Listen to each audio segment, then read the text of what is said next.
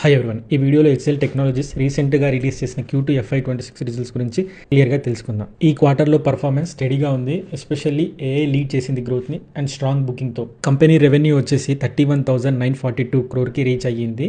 That's 10.6% year on year growth. Net profit వచ్చేసి 4,235 crores, same as last year. So ఫ్లాట్గా ఉంది. కానీ EBITDA margin improve అయ్యి 17.5%కి వచ్చింది. మార్జిన్ రికవరీ కనపడుతుంది. New deal bookings $2.5 billion and interestingly no mega deals involve. Total headcount ఇప్పుడు 2.26 lakh employees and freshers addition వచ్చేసి 5,000+. గ్రోత్ డ్రైవర్స్ విషయానికి వస్తే బిగ్గెస్ట్ హైలైట్ వచ్చేసి AI powered solutions. Advanced AI revenue $100 million cross చేసింది. This is major milestone. Clients pilot stage నుంచి production stage కి shift అవుతున్నారు in generative AI and automation projects. Bookings BFSI, health care and digital engineering sector లో strong గా ఉన్నాయి. Revenue per employee 1.8% increase అయింది, meaning better utilisation. Freshers hiring revival clear sign of long term confidence.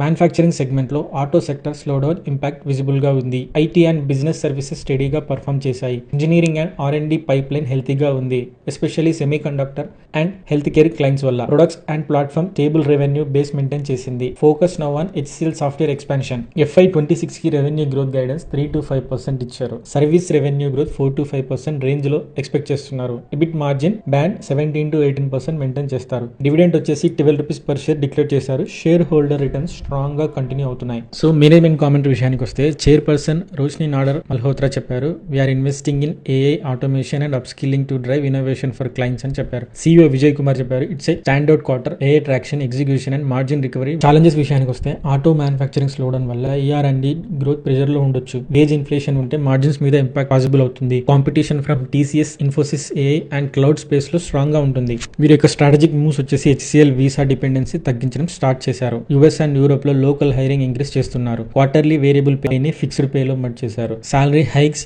October 2025 నుంచి implement చేస్తున్నారు, employee moral maintain చేయడానికి. So final verdict వచ్చేసి HCL tech ఒక stable compounder, not flashy but reliable performer. Global IT demand pickup అయితే stock 12 to 15% CAGR returns ఇచ్చే potential ఉంది. High dividend deal plus AI optionality long term investors కి perfect balance. That's it guys today's video. Thanks for watching.